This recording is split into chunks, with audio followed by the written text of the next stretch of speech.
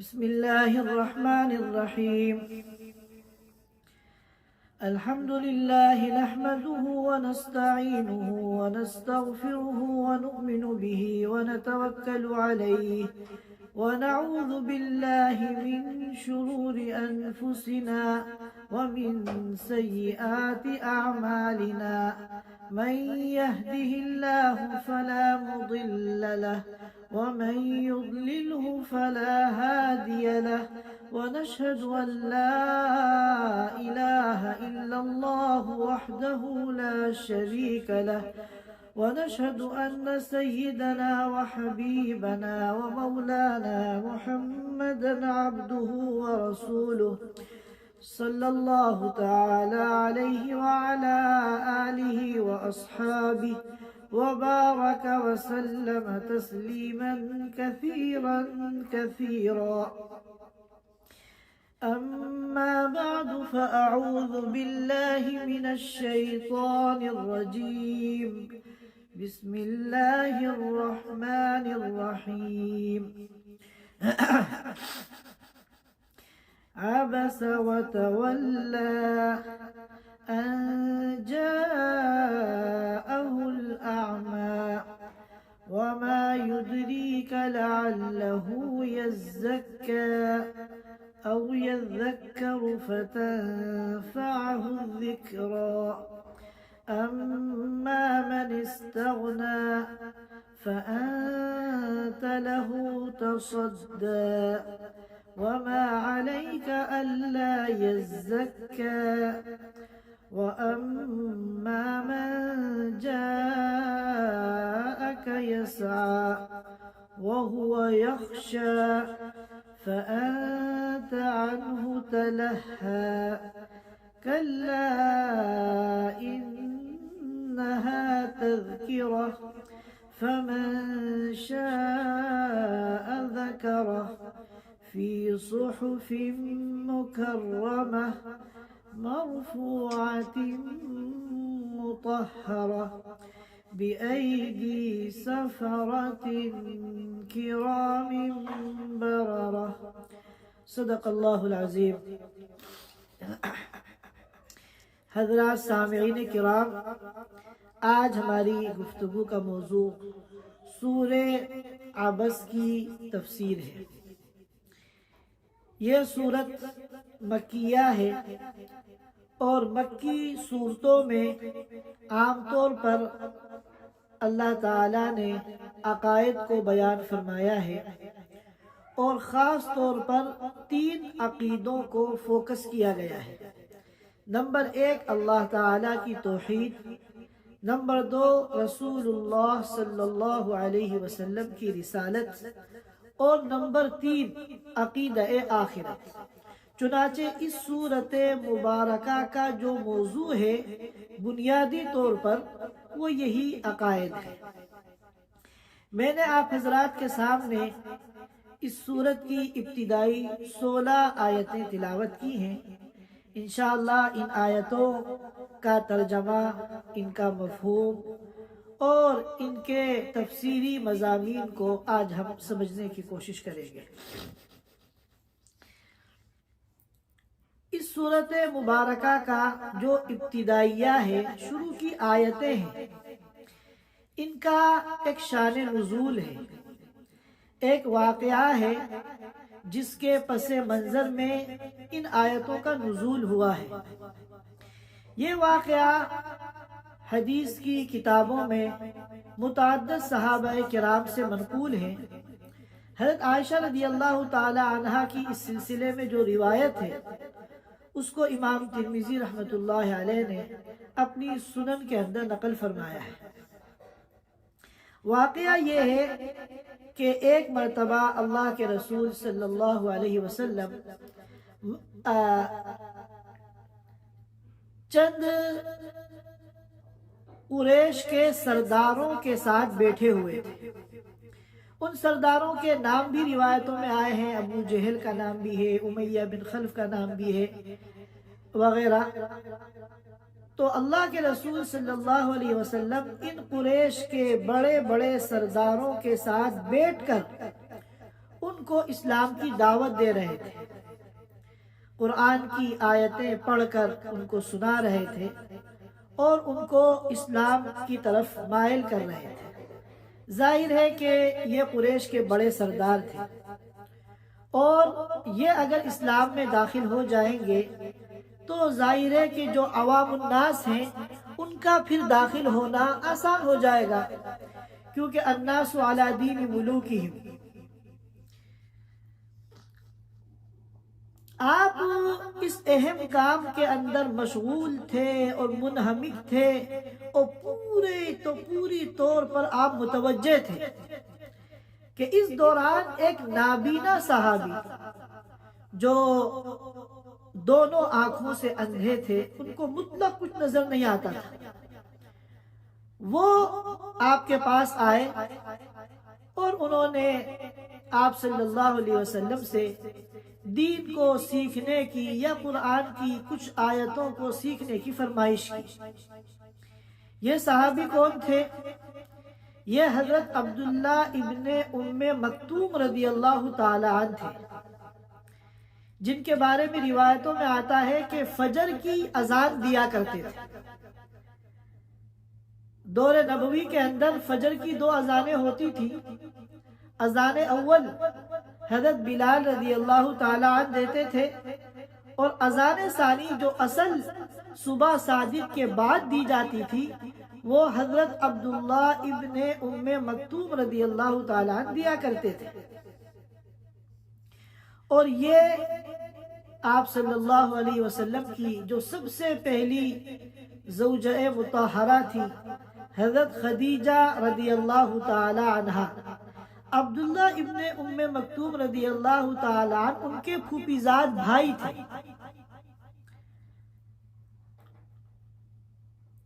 اور حضرت خدیجہ ان کی خالہ زاد بہن تھی۔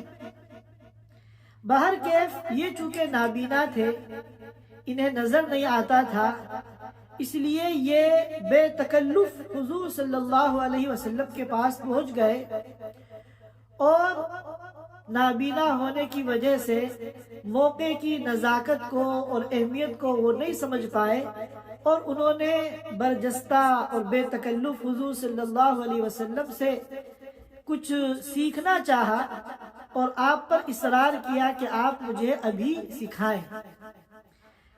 ان کے آنے سے آپ صلی اللہ علیہ وسلم کو پریشانی ہوئی کہ میں اتنے اہم لوگوں کو، قریش کے سرداروں کو اس وقت میں دین کی دعوت دے رہا ہوں، پتہ نہیں ایسا موقع مجھے پھر بعد میں ان سے بات کرنے کا ملے یا نہ ملے، اور بیچ میں انہوں نے آ کے جو ہے رکاوٹ ڈال دی۔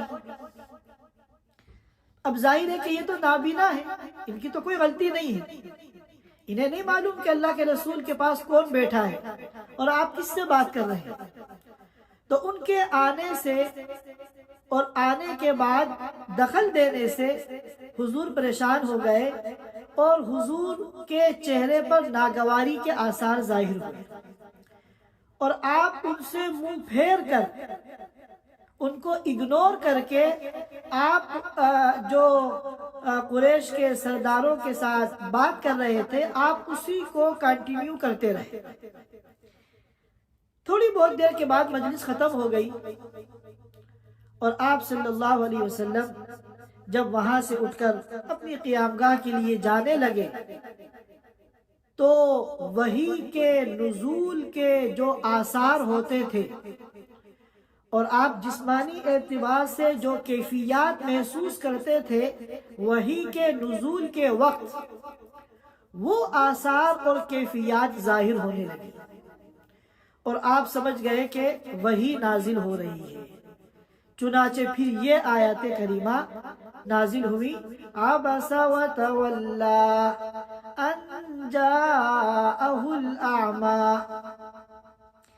اللہ تعالیٰ کو حضور پاک صلی اللہ علیہ وسلم کا یہ طریقہ کار پسند نہیں آیا اور اللہ تعالیٰ نے آپ صلی اللہ علیہ وسلم کو اس پر متنبہ فرمایا۔ اللہ تعالیٰ تو انبیاء کی بھی تربیت فرماتے ہیں۔ چنانچہ اب ہم ان آیات مبارکہ کا پہلے ترجمہ سن لیتے ہیں اور اس کے بعد انشاءاللہ تفسیری جو مضامین ہیں ہم ان پر غور کریں گے۔ اللہ تعالیٰ فرماتے ہیں عبس وتولا۔ عبسا کے معنی آتے ہیں ناگواری کا اظہار کرنا، چیں برجبی ہونا یعنی پیشانی پہ بل آ جانا، یا ہم اردو میں کہتے ہیں کہ تیور چڑھانا۔ بعض مرتبہ جب کوئی ناگواری پیش آتی ہے تو اس ناگواری کا اثر انسان کے چہرے کے اوپر محسوس ہوتا ہے، اس کی پیشانی پہ بل آ جاتے ہیں، اس کے تیور چڑھ جاتے ہیں، اور چہرے کی اس ناگواری کو ہر دیکھنے والا محسوس کر لیتا ہے۔ تو عبسا کے معنی آتے ہیں کسی ناگواری کی وجہ سے پیشانی پر بل آ جانا، تیور چڑھ جانا اور ناگواری کا اظہار چہرے سے ہو جانا۔ اسی لیے بعض لوگ ہمارے معاشرے میں ایسے ہوتے ہیں کہ ہر وقت وہ غصے میں رہتے ہیں، کبھی سیدھے منہ کسی سے بات ہی نہیں کرتے، ایسے لوگوں سے ہر ایک ملنے سے کتراتا ہے۔ تو عربی میں اسے کہتے ہیں عبوسن قمطریرا، یہ جو عبوسن بنا ہے اسی عبسا سے بنا ہے۔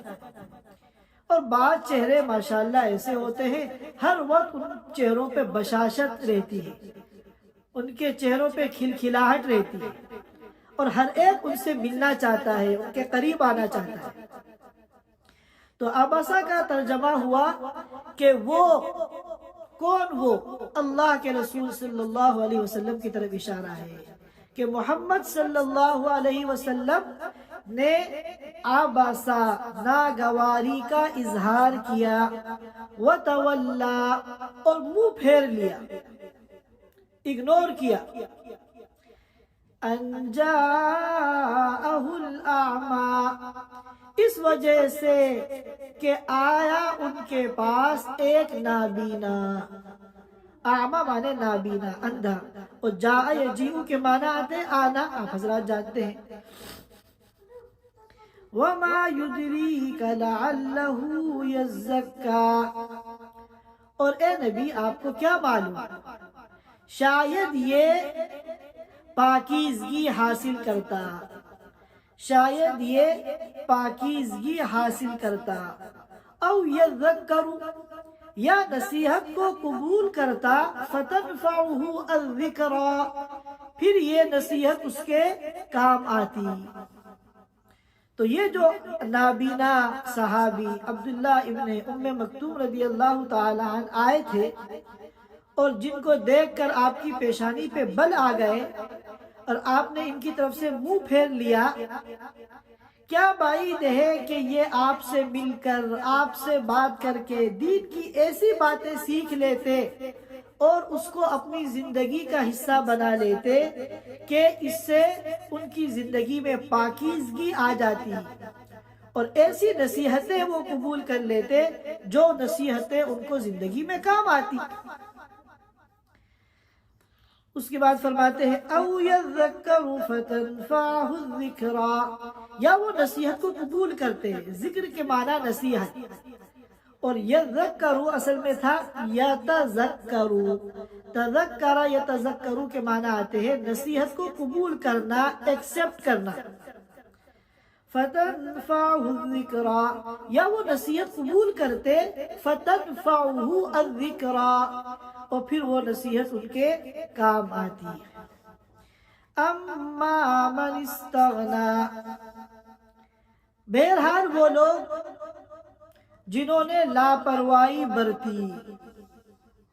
اب ظاہر ہے کہ جس صحابی کو اگنور کر کے اللہ کے رسول صلی اللہ علیہ وسلم جن شخصیات اور سرداران قریش کی طرف متوجہ ہوئے اور جن کو فوکس کیا، ان کے دل میں تو کوئی ہدایت کی طلب تھی نہیں، وہ تو اپنے مال کے نشے میں چور تھے، وہ تو اپنی سرداری کے نشے میں چور تھے، اور انتہائی لاپرواہی اور غفلت کے ساتھ وہ حضور سے بات کر رہے تھے، ان کے دل میں کوئی ہدایت کی طلب نہیں تھی۔ اما من استغنا، بہرحال وہ لوگ جنہوں نے لاپرواہی اختیار کی، فَأَنْتَ لَهُ تَصَدَّى، تو آپ ان کے پیچھے لگے ہوئے ہیں۔ جو خاص رغبت نہیں رکھتے، شوق نہیں رکھتے، آپ کی قدر نہیں کرتے، ان کو سیدھے راستے کی کوئی طلب نہیں ہے، آپ ان کے تو پیچھے پڑے ہوئے ہیں اور ساری توجہ، سارا فوکس آپ ان پر کر رہے ہیں۔ وَمَا عَلَيْكَ أَلَّا يَزَّكَّى، حالانکہ آپ کے اوپر کوئی الزام نہیں ہے اللہ یزکا، اس بات کا کہ وہ پاکی حاصل نہ کریں۔ اگر وہ ہدایت قبول نہیں کرتے، ایمان میں داخل نہیں ہوتے، تو آپ کے اوپر اس کا کوئی الزام نہیں ہے۔ لہذا اگر وہ لاپرواہی اختیار کر رہے ہیں تو اس میں ان کا نقصان ہے۔ آپ جو ہے بلا ضرورت اتنا زیادہ ان کی طرف متوجہ نہ ہو۔ وَأَمَّا مَنْ جَاءَكَ يَسْعَىٰ، اور بہرحال وہ شخص، عبداللہ ابن ام مکتوم رضی اللہ تعالیٰ عنہ کے بارے میں فرما رہے ہیں، وَأَمَّا مَنْ جَاءَكَ يَسْعَىٰ، بہرحال وہ شخص جو آپ کے پاس آیا دوڑتا ہوا۔ دوڑ کر کسی کام کے لیے کب جاتے ہیں؟ جب اس کا شوق ہوتا ہے۔ یسعیٰ کے کئی معنی آتے ہیں، تو سارے معنی یہاں مراد ہو سکتے ہیں۔ یسعیٰ، سعین کے معنی محنت کرنا، یسعیٰ سعین کے معنی کوشش کرنا، یسعیٰ سعین کے معنی دوڑنا۔ تو یہ محنت کر کے، کوشش کر کے، دوڑتے ہوئے آپ کے پاس آئے۔ وَهُوَ يَخْشَىٰ، اس حال میں کہ وہ ڈر رہے تھے۔ کس سے ڈر رہے تھے؟ کس کا ان کو خوف تھا؟ عبداللہ ابن ام مکتوم رضی اللہ تعالیٰ عنہ کو آتے ہوئے، یہ ہم تفسیر کے دوران اس کی وضاحت کریں گے انشاءاللہ۔ فَأَنْتَ عَنْهُ تَلَهَا، تو آپ ان سے لاپرواہی اختیار کر رہے ہیں، آپ ان کو اگنور کر رہے ہیں۔ وَأَمَّا مَنْ جَاءَكَ يَسْعَىٰ، جو آپ کے پاس محنت کر کے، کوشش کر کے، دوڑتا ہوا آیا ہے اور وہ ڈر بھی رہا ہے، فَأَنْتَ عَنْهُ تَلَاهَا، اس کو تو آپ اگنور کر رہے ہیں۔ پھر فرمایا كَلَّا إِنَّهَا تَذْكِرَةٌ، بے شک یہ قرآن ایک نصیحت ہے۔ کلا، ہرگز ایسا نہیں ہونا چاہیے کہ ایک سچی طلب والے کو اگنور کر کے ان لوگوں کو فوکس کیا جائے، توجہ دی جائے جن کے دل میں کوئی سچی طلب نہیں ہے، صرف اس وجہ سے کہ یہ ایک غریب ہیں، کمزور ہیں، نابینا ہیں، معاشرے میں ان کا کوئی مقام نہیں ہے، سوسائٹی میں ان کی کوئی حیثیت نہیں ہے، اور وہ جو اپنے مال و دولت اور منصب کے نشے میں چور ہیں،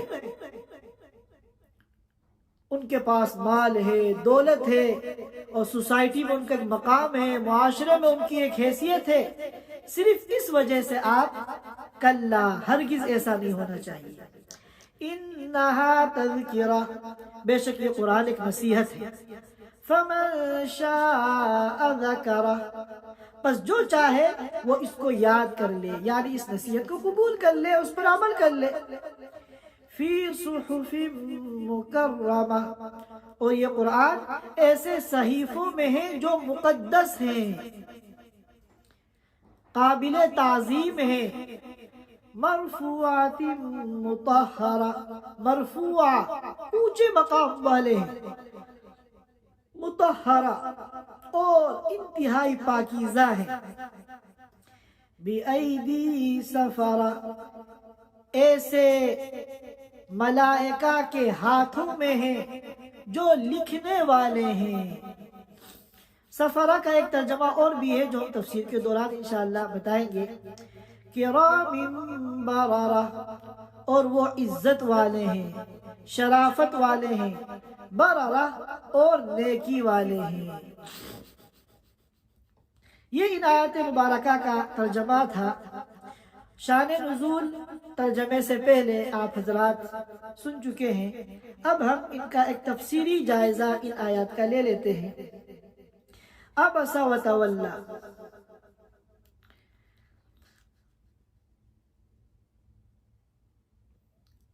ناگواری کا اظہار کیا اور رخ پھیر لیا۔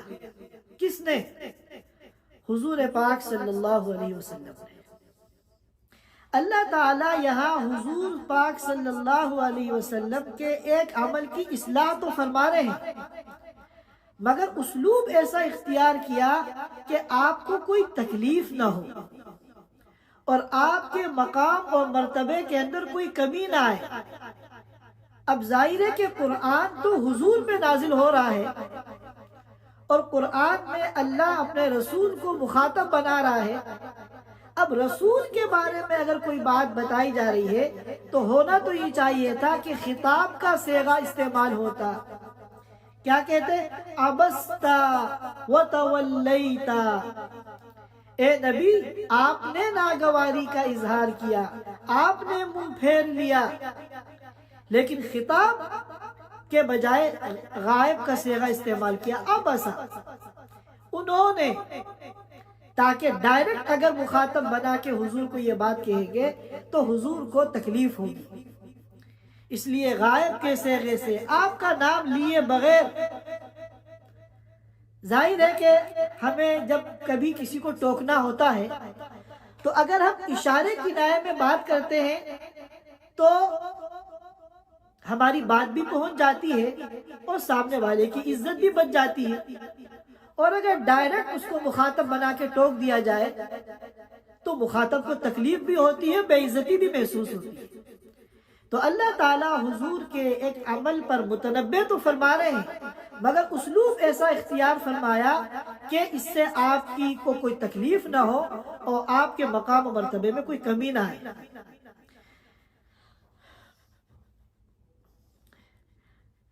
چنانچہ فرمایا عبس وتولی ان جاءہ الاعمی، انہوں نے یعنی محمد الرسول اللہ صلی اللہ علیہ وسلم نے ناگواری کا اظہار کیا، وتولی اور منہ پھیر لیا، ان جاءہ الاعمی، اس وجہ سے کہ ان کے پاس ایک نابینا آ گیا، اندھا آ گیا۔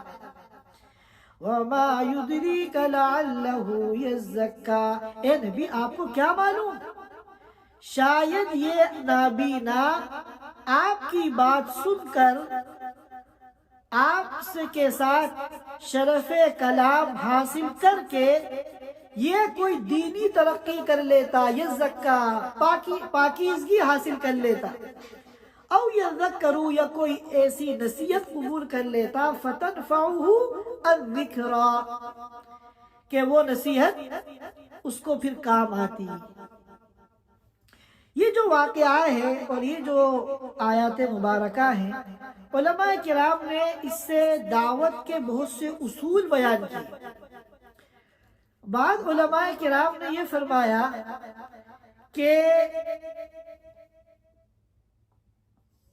اگر کوئی ایمان والا ہے مگر اس کا ایمان کمزور ہے یا اس کے اعمال خراب ہیں، یہ زیادہ توجہ کا مستحق ہے بنسبت ایک کافر کے۔ اگر کافر کے اندر طلب نہیں ہے، ہاں اگر کوئی کافر ایسا ہے جس میں سچی طلب ہے،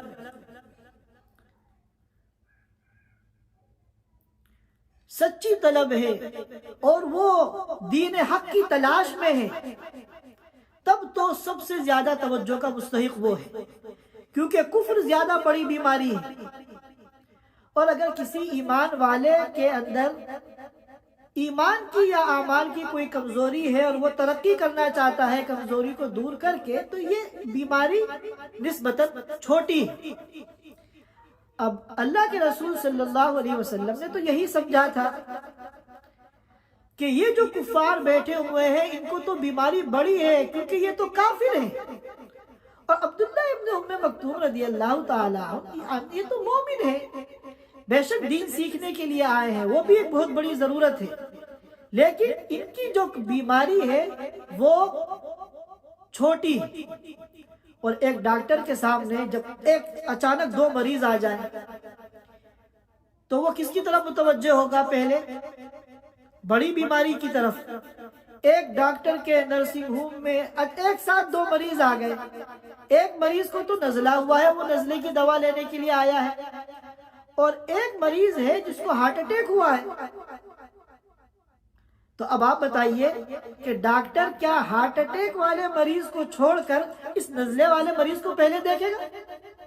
قطعاً نہیں، کیونکہ یہ بیماری بڑی ہے۔ تو حضور صلی اللہ علیہ وسلم نے عبداللہ ابن ام مکتوم کو اگنور کر کے یہ جو سرداران قریش کی طرف توجہ دی تھی، وہ اس اصول کے پیش نظر دی تھی کہ یہ تو میری مجلس کے حاضر باش ہیں، یہ تو ابھی نہیں، 1 گھنٹے بعد بھی آ سکتے ہیں، 2 گھنٹے بعد بھی آ سکتے ہیں، اور ان کی جو دینی ضرورت ہے وہ میں بعد میں بھی پوری کر سکتا ہوں۔ لیکن یہ جو ہے اگر ہاتھ سے نکل گئے تو پھر شاید بعد میں ان کو دعوت دینے کا پھر اتنا مناسب مجھے موقع نہ ملے۔ تو حضور کا اپنا عمل بظاہر اصول کے خلاف نہیں تھا، لیکن اللہ تعالیٰ نے یہاں پر ان آیات مبارکہ کے ذریعے ایک دوسرے اصول کی طرف متوجہ فرمایا کہ بے شک اگر 2 مریض ہوں، ایک کا مرض بڑا ہے، دوسرے کا مرض چھوٹا ہے، تو بڑے مرض والے کو توجہ زیادہ دینی چاہیے، پہلے دینی چاہیے۔ لیکن ایک بات یاد رکھیے اے نبی، یہ اس وقت ہوگا جب بڑے مرض والے کے اندر طلب ہو، اس کے اندر شوق ہو، رغبت ہو اپنا علاج کرانے کی۔ ٹھیک ہے 2 مریض ہیں، ایک کو نزلہ زکام بخار ہوا ہے، دوسرے کو ہارٹ اٹیک ہوا ہے، مگر ہارٹ اٹیک کے جو مریض ہے نہ مریض دکھلانا چاہتا ہے اس ڈاکٹر کو، اور نہ اس کے گھر والے دکھانا چاہتے ہیں۔ تو اب آپ کیا کریں گے؟ کیا زبردستی آپ اس کو دیکھیں گے؟ نہیں۔ تو یہ اصول جو ہے اس وقت اس پر عمل ہوگا جب بڑے مرض والے کے اندر طلب ہو۔ اسی لیے علماء کرام نے فرمایا کہ یہ اصول جو ہے تمام علماء کے لیے بھی ہے اور تمام مبلغین کے لیے بھی ہے، کہ بعض مرتبہ کیا ہوتا ہے علماء کے پاس یا مبلغین کے پاس ایسے لوگ بھی ہیں جو معاشرے میں نیچے درجے کے ہیں، غریب ہیں، کمزور ہیں، لیبر طبقہ ہے، مزدور ہے، مگر ان کے اندر دین سیکھنے کی طلب سچی ہے، بڑا شوق ہے ان کو کہ ہم جماعت والوں سے ملیں اور ان سے بات کریں اور ان سے ہم دین سیکھیں۔ اور ایسے بھی لوگ ہوتے ہیں جو بڑے پیسے والے ہیں، اونچے عہدے والے ہیں۔ تو ہم علماء کو چاہیے، مبلغین کو چاہیے کہ اگر ایک غریب انسان سچی طلب والا ہے تو اس کے مقابلے میں وہ مالدار، وہ اونچے منصب والا جس کے اندر کوئی سچی طلب نہیں ہے، وہ تو غرور میں ہے، اس کو اپنے پیسے کی اکڑ ہے، اس کو اپنے عہدے کا اور منصب کا اور کرسی کا نشہ ہے، تو ہم قطعاً اس کی دولت سے متاثر نہ ہو، ہم قطعاً اس کے عہدے سے متاثر نہ ہو، بلکہ ہمیں چاہیے کہ ہم زیادہ توجہ اس غریب کو دیں جو سچی طلب لے کر آیا ہے۔ کسی کی دولت سے، کسی کے عہدے سے متاثر نہیں ہونا چاہیے۔ اللہ کے یہاں جو معیار ہے، اللہ تعالیٰ کے یہاں جو مطلوب ہے، وہ انسان کی سچی طلب ہے، چاہے وہ کتنا غریب انسان ہو، رکشہ چلانے والا ہو، اگر اس کے دل میں سچی طلب ہے اور وہ علماء کے پاس آیا ہے دین کا کوئی مسئلہ پوچھنے کے لیے، یا مبلغین کے پاس آیا ہے دین کو سیکھنے کے لیے، تو وہ زیادہ مستحق ہے توجہ کا۔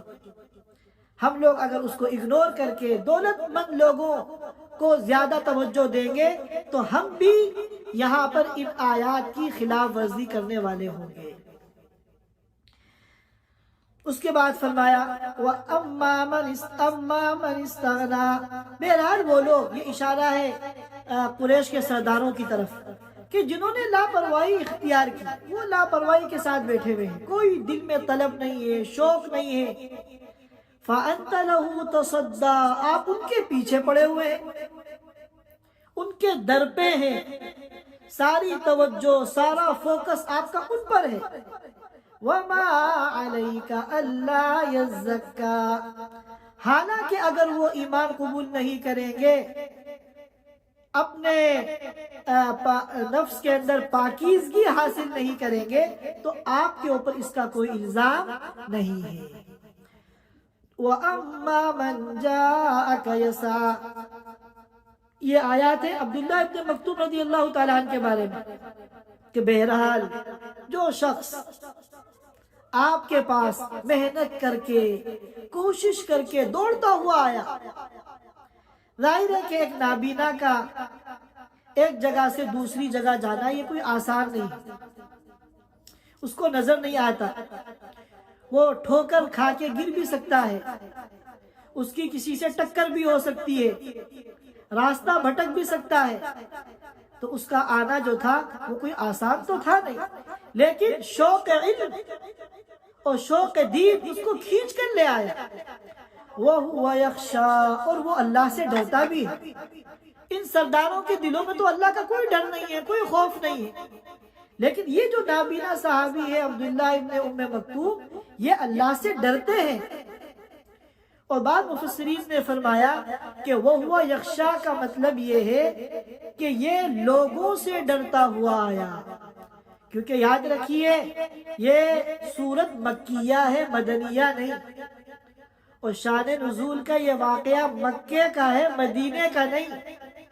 اور مکے میں مسلمانوں کے کیا حالات تھے ہم خوب اچھی طرح جانتے ہیں، مسلمانوں پہ ظلم ہوتا تھا، ان کو تکلیفیں پہنچائی جاتی تھی، اور خاص طور پر اگر کوئی مسلمان اللہ کے رسول صلی اللہ علیہ وسلم کے پاس جا رہا ہو اور دین کے کسی تقاضے کی وجہ سے جا رہا ہو، تو پھر اس کو راستے میں ڈر ہوتا تھا کہ کہیں مشرکین مکہ اس کو دیکھ نہ لیں اور پھر طرح طرح کی تکلیفیں پہنچانا شروع نہ کر دیں۔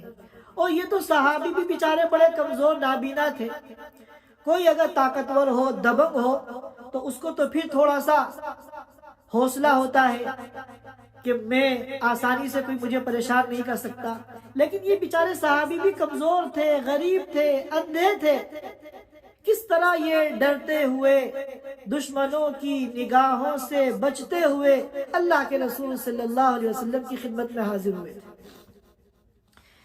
وَأَمَّا مَنْ جَاءَكَ يَسْعَىٰ، بہرحال وہ شخص جو آپ کے پاس آیا محنت کر کے کوشش کر کے دوڑتا ہوا، وَهُوَ يَخْشَىٰ، اور وہ ڈر رہا تھا۔ دونوں قول ہیں، اللہ سے ڈر رہا تھا یہ بھی مراد ہو سکتا ہے، اور وہ مشرکین مکہ سے ڈر رہا تھا یہ بھی مراد ہو سکتا ہے۔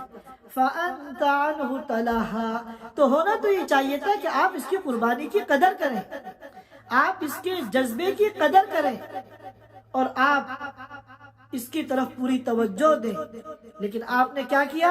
فَأَنْتَ عَنْهُ تَلَهَا، آپ نے ان سے لاپرواہی اختیار کی، آپ نے ان کو اگنور کیا، ان کو دیکھ کر آپ کی پیشانی پہ بل آ گیا اور آپ نے ان سے منہ پھیر لیا۔ کَلَّا إِنَّهَا تَذْکِرَةٌ، ہرگز ایسا نہیں ہونا چاہیے۔ اللہ تعالیٰ کے یہاں جو سب سے زیادہ جس چیز کی قدر ہے وہ انسان کی سچی طلب ہے۔ جن کے اندر طلب نہیں ہے اللہ کو بھی ان کی کوئی ضرورت نہیں۔ فَمَنْ شَاءَ ذَكَرَ، جو چاہے وہ قرآن کو یاد کر لے، یعنی اس کو قبول کر کے اس پر عمل کر لے۔ زبردستی ہم کسی کے دل میں قرآن کو نہیں اتار سکتے، یہ تو ہر ایک کی اپنی رغبت اور شوق کے اوپر ہے۔ اسی لیے ایک موقع پر اللہ کے رسول صلی اللہ علیہ وسلم نے فرمایا تھا، لَسْتَ عَلَيْهِمْ بِمُسَيْطِرٍ، اے نبی آپ ان پر داروغہ نہیں ہیں، زبردستی آپ ان کو مومن نہیں بنا سکتے، جب تک یہ خود نہیں چاہیں، جب تک خود ان کے دل کے اندر طلب پیدا نہیں ہوگی، جب تک یہ ہدایت قبول نہیں کر سکتے۔ فی صحف مکرمہ، یہ قرآن جو ہے ایسے صحیفوں میں ہے جو مقدس ہیں۔ بعض مفسرین نے فرمایا کہ صحف سے مراد ہے لوح محفوظ۔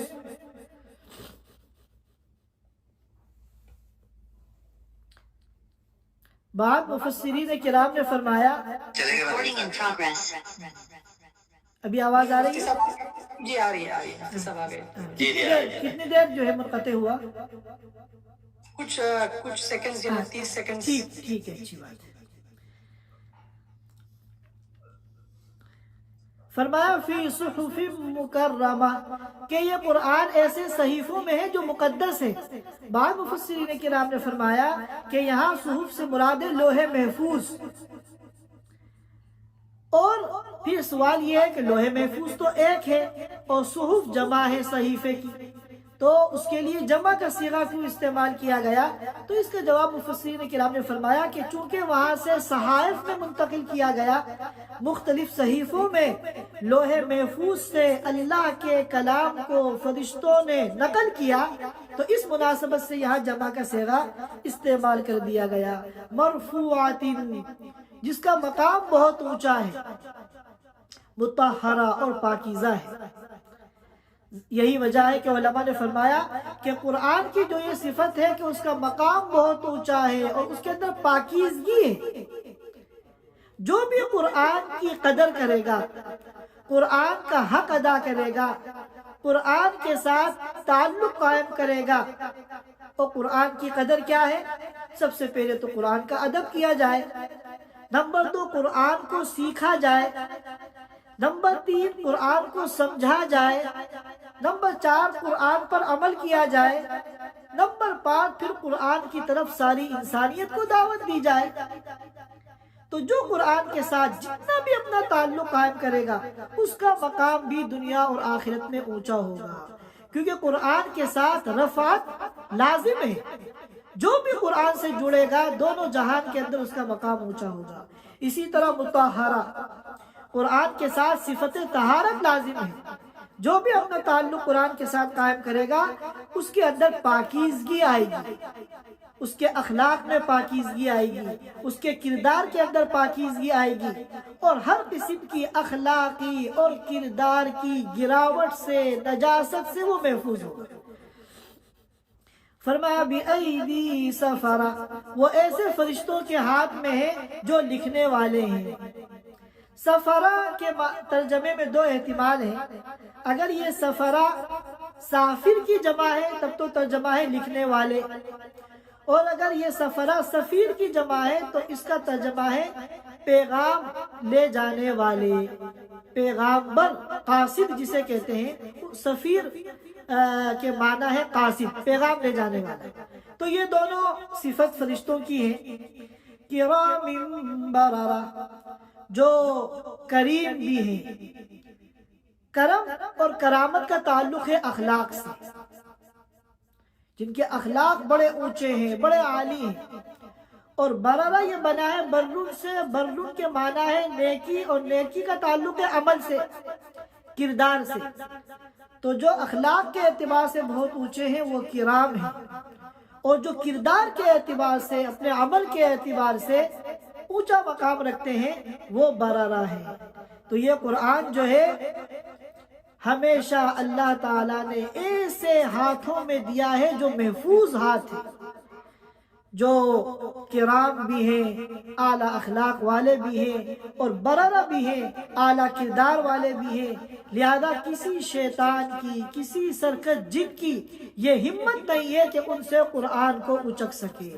یہ قرآن بالکل محفوظ طریقے سے اللہ تعالیٰ نے حضور پاک صلی اللہ علیہ وسلم تک پہنچایا ہے، اور حضور نے آپ کی وحی کو، آپ کے کلام کو اور آپ کے قرآن کو من وعن امت کے سامنے جو ہے منتقل کر دیا ہے. یہ تقریباً 16 آیتیں ہیں جن پر ہم نے آج گفتگو کی ہے. انشاءاللہ باقی آیتوں پر ہم اگلی مجلسوں میں گفتگو کریں گے. اللہ تعالی ہم سب کو کہنے سننے سے زیادہ عمل کی توفیق عطا فرمائے. وآخر دعوانا الحمدللہ رب العالمین. Thanks for watching. Don't forget to like, comment, share and subscribe to Al Wahid channel.